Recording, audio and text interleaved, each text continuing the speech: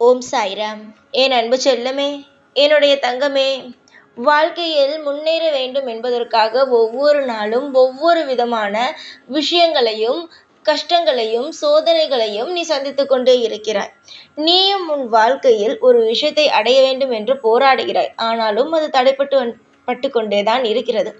அதில் ஒன்றுதான், முன்னேறுவதற்காக காலை பிரம்ம முகூர்த்த நேரத்தில் 4:30 மணிக்காவது எழுந்து வேலைகளை செய்ய ஆரம்பித்து பூஜைகளுக்கான எல்லா விஷயங்களையும் செய்ய வேண்டும். தெய்வத்தை அந்த நேரத்தில் வணங்கினால் நல்லது என்கின்றார்கள். அதற்காக நாம் தினமும் எழுந்து வணங்க வேண்டும் என்று நினைத்து ஒவ்வொரு நாளும் நீ திட்டம் போட்டு படுக்கிறாய். ஆனால் காலை எழுந்து பார்த்தால் 7 மணி. இப்படித்தான் இருக்கிறது. இல்லை, உனக்கு உடம்பு ஒத்துழைக்காமல் போகுகிறது. இப்படியே இருக்கிறது. உன்னால் சரியாக பிரம்ம முகூர்த்த நேரத்தில் எழுந்து உன்னுடைய தெய்வத்தை வணங்கவே முடியவில்லை. இது உனக்கு மிக மிக கஷ்டமாகவே இருக்கிறது. ஏன் நம் முன்னேற்றத்திற்கு இவ்வளவு தடையாக இருக்கிறது? நம்மை முன்னேற விடாமல் எந்த விஷயம்தான் நம்மை தடுக்கிறது? என்னத்தான் வாழ்க்கையில் நடக்கிறது? வெளியிலிருந்து பார்த்தால் எல்லாம் நன்றாக இருப்பது போல்தான் இருக்கிறது, சரியாக இருக்கிறது, நல்ல நல்ல சகுனங்கள் எல்லாம் வருகிறது. ஆனால் சில விஷயங்கள் நமக்கு தடைப்பட்டு கொண்டே இருக்கிறதே என்று நீ நினைக்கலாம். தங்கமே, கவலைப்படாதே. நீ பிரம்ம முகூர்த்த நேரத்தில் எழுந்துதான் உன்னுடைய விஷயத்தை செய்ய வேண்டும் என்பது அல்ல. காலை எழுந்த உடனே, எப்பொழுது எந்திருக்கிறாயோ எழுந்த உடனே நன்றாகவே குளித்துவிட்டு நீ விளக்கேற்றி நீ வணங்கினால் போதும். உன்னால் முடியாத பட்சத்தில் இது போல நீ எங்களுக்கு செய்தால் போதும். உன்னுடைய உடம்பை வருத்தி எதற்கு ஒரு விஷயத்தை செய்யலாம் என்று யோசித்து அது செய்யாத பொழுது மனதில் எவ்வளவு கஷ்டம் இருக்கும். அதனால் உன்னால் முடிந்தப்போ நீ பிரம்ம முகூர்த்த நேரத்தில் எழுந்து செய்.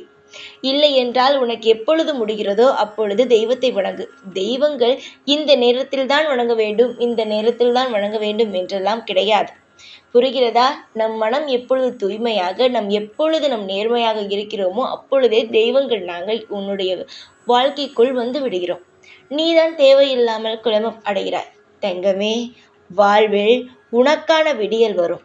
பிரம்ம முகூர்த்த நேரத்தில் எழுதுதான் இந்த விஷயம் நடக்க வேண்டும் என்பது கிடையாது. பிரம்ம முகூர்த்த நேரம் என்பது உன்னை சுற்றி மிகப்பெரிய ஒரு ஆற்றல் இருக்கும்.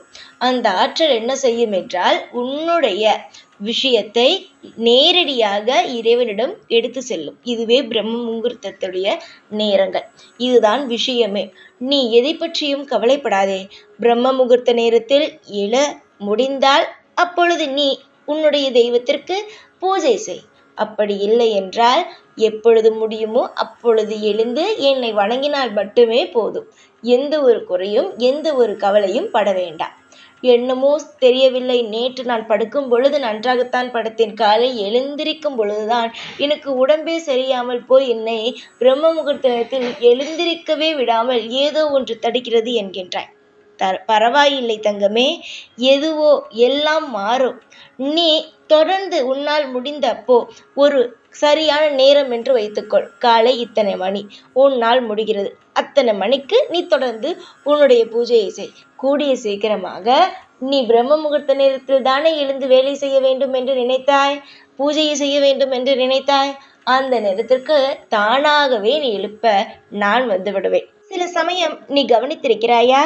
நீ இரவு தூங்கும் பொழுது காலை சீக்கிரமாக எந்திரிக்க வேண்டும், இந்த வேலை இருக்கிறது, இந்த இடத்திற்கு செல்ல வேண்டும் என்று யோசனையோடு படுப்பாய். ஆனால் சரியாக அந்த மணிக்கு யாரோ ஒருவர் உன்னை எழுப்பியது போல் இருக்கும். சரிதானே? அது வேறு யாரும் அல்ல, நான் தான். நீ ஒரு விஷயத்தை செய்ய வேண்டும் என்பதற்காக யோசித்து கொண்டே தூங்குகிறாய். அப்பொழுது நான் என்ன செய்வேன்? உன்னை வந்து எழுப்பி விடுவேன். இதுவே ஒரு அப்பாவின் சிறந்த கடமையாகும் அல்லவா? நீ என்னுடைய பிள்ளை. உன்னை எப்பொழுதும் ஒரு நாளும் நான் கண்கலங்க விடமாட்டேன். நீ எப்பொழுது எந்தெந்த வேலையை செய்ய வேண்டும் என்று திட்டம் போட்டு வைத்திருக்கிறாயோ அந்தந்த நேரத்தில் சரியாக நடக்கும். சில சமயங்கள் அது கால தாமதமானாலும் அது நிச்சயமாகவே ஒரு சுபமான நாளிலேயே அந்த விஷயங்கள், நல்ல விஷயங்கள் நடக்கும். உன்னுடைய மனதில் இருந்த பாரங்கள் என்ன? தெய்வத்திற்கு சரியான நேரத்தில் பூஜை செய்ய முடியவில்லை, இது யாரோ தடுக்கிறார்கள் என்று. யாரும் தடுக்கவில்லை. பொறுத்துக்கொள். ஏதாவது ஒன்று நடந்தால் யாரோ தடுக்கிறார்கள், யாரோ ஏதோ செய்கிறார்கள், எனக்கு யாரோ எந்த செய்வினையோ செய்து விட்டார்கள் என்று ஏதேதோ போட்டு குழப்பிக் கொண்டு இருக்க வேண்டாம். உன்னை சுற்றி எந்த ஒரு கெட்ட சக்தியும் இல்லை. உன்னை சுற்றி இருப்பவர்கள் சொல்லலாம், உனக்கு உடம்பு சரியில்லையா, உன்னை சுற்றி ஏதோ ஒரு தவறு நடக்கிறதா, இப்படி யாரோ உனக்கு ஏதோ செய்து விட்டார்கள் என்று. ஆனால் என்னை வணங்கும் குழந்தைகள் அதை பற்றி கவலைப்பட வேண்டாம். உன்னை சுற்றி எந்த ஒரு தீய சக்தியும் இல்லை. யாரும் உனக்கு தவறாக எதுவோ செய்யவும் முடியாது, செய்யவும் இல்லை. கவலைப்படாதே. காலமும் நேரமும் மாறும் பொழுது நீயும் பிரம்ம முகூர்த்த நேரத்தில் எழுந்து உன்னுடைய பூஜையை செய்யலாம். எல்லா விஷயங்களையும் நீயும் உன் வாழ்க்கையில் நடத்தலாம். எல்லாம் எதுவுமே உன் வாழ்வில் நடக்காது, கிடையாது, முடியாது என்று இருக்காது. எல்லாமே நல்லதாகவே நடக்கும். நான் உன்னுடன் இருக்கும் பொழுது அனைத்து விஷயங்களுமே உனக்கு தக்க சமயத்தில் கிடைக்கும். நீ எதை நினைக்கிறாயோ அது நிச்சயமாக அந்த நேரத்தில் கிடைக்கும். அப்படியும் அது கிடைக்கவில்லை என்றால் அது ஏதோ ஒரு சூழ்நிலை, ஏதோ ஒரு நாளில் அது கிடைக்கும். இப்பொழுது கிடைக்கவில்லை என்றால் வேறொரு நாள் கிடைக்கும். அவ்வளவுதானே தவிர நீ வேண்டியது, நீ என்னிடம் ஆசையாக கேட்டது கிடைக்காமல் போகாது. அதே போலத்தான் இப்பொழுது உன்னுடைய பிரம்ம முகூர்த்த வேண்டுதலும். நீ இப்பொழுது எழுந்து ஒரு விஷயத்தை செய்ய வேண்டும். ஒரு 21 நாள் இப்படி நீ நினைக்கிறாய், இத்தனை நாள் எந்திரிக்க வேண்டும் என்று. அப்படியே நீ 1-2 நாள் எந்திரித்தாலும் 3வது நாள் உனக்கு உடம்பு சரியில்லாமல் போகிறது, வேறொரு கடமைகள் வந்து விடுகிறது. இப்படியே உன்னை குழப்ப வைத்து கொண்டே இருக்கிறது பத்தியா? இதெல்லாம் ஒன்றுமே அல்ல. இன்னொரு நாள் உனக்கான நாள், நல்ல நாள் காத்திருக்கிறது. அதை பொறுமையாக இரு என்று சொல்வதற்கான தடைகள் மட்டும்தான். இது நிரந்தரமான உன்னை செய்யவே வைக்கக்கூடாது என்ற ஒரு கெட்ட விஷயம் கிடையாது.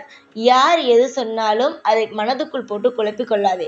உனக்கு ஏதோ ஒன்று நடக்கிறது, உன்னை சுற்றி ஏதோ இருக்கிறது, இப்படி ஏதாவது ஒரு விஷயத்தை போட்டு உன்னை குழப்பம் அடைய வைத்து கொண்டே இருந்தார்களானால் அவர்களை நீ எப்பொழுதுமே தூரமாக வைத்துக்கொள். நல்லது சொல்பவர்களை எப்பொழுதும் அருகில் வைத்துக் கொள்ளலாம். ஆனால் கெட்டது செய்து உன்னுடைய மூளையை குழப்ப வேண்டும் என்று நினைப்பவர்களை பக்கத்தில் வைத்துக் கொள்வது தவறானது. நீ எவ்வளவுதான் தெளிவாக இருந்தாலும் உன்னுடைய மூளையை அவர்கள் குழப்பமடைத்து மனதை காயமடைய வச்சிருவாங்க. புரிகிறதா? இந்த சாய் சொல்வதை மனதார நீ நம்பினால் வாழ்க்கையில் பிரகாசம் இருக்கும்.